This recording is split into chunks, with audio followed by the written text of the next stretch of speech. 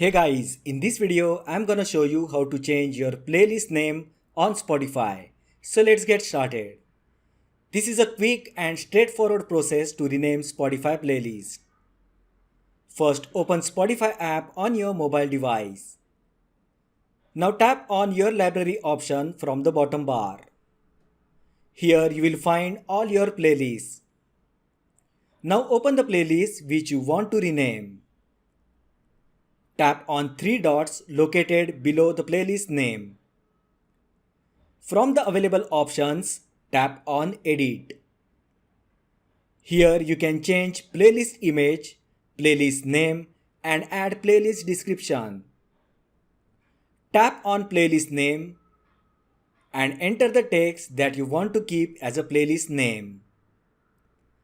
Once done, tap on Save button at the top right corner and your playlist name will be changed. So that was a short tutorial on how to change your playlist name on Spotify. If you find the video helpful, then like the video, share with your friends and subscribe to my channel. Thanks for watching and I will see you in the next video.